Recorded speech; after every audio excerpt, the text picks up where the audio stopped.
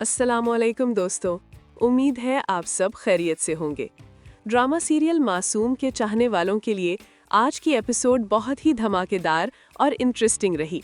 दिलशाद की मेहनत और नीली का घर वापसी का फैसला आज की एपिसोड में बहुत कुछ नया देखने को मिला।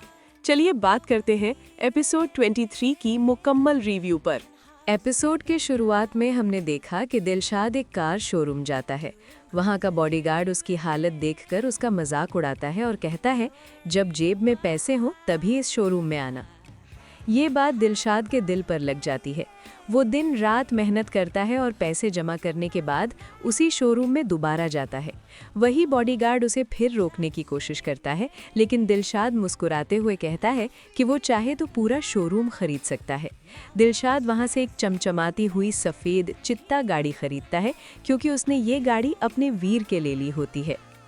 दूसरी तरफ नीली, जो अपने शौहर की दूसरी बीवी से तंग आ चुकी थी, बड़ा फैसला लेती है। वो साफ साफ कह देती है कि वो अब इस घर में मजीद नहीं रह सकती। उसका शौहर उसे उसके मायके पुराने घर के बाहर छोड़ जाता है। नीली जब अपने घर पहुंचती है तो उसकी माँ पहले तो दरवाज़ा नहीं खोलती, लेकिन जब नीली अंदर जाती है तो वो हैरान रह जाती है। माँ को लगता है कि शायद उसके शौहर ने तीसरी शादी कर ली है, इसलिए वो वापस आई है।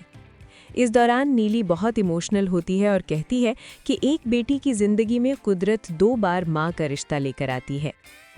ड्रामा में एक बड़ा खुलासा ये भी होता है कि नीली को पता चलता है कि आंटी की तबीयत खराब होने की बात एक झूठ थी, जो सिर्फ हमदर्दी हासिल करने के लिए बोला गया था। नीली अपने आप को धोखा खाया हुआ महसूस करती है और दिलशाद से भी काफ़ी खफा नज़र आती है। तो दोस्तों, मासूम की एपिसोड 23 बहुत ही जज्बाती थी। क्या दिलशाद अपनी नई गाड़ी और नए रुतबे से सबका दिल जीत पाएगा?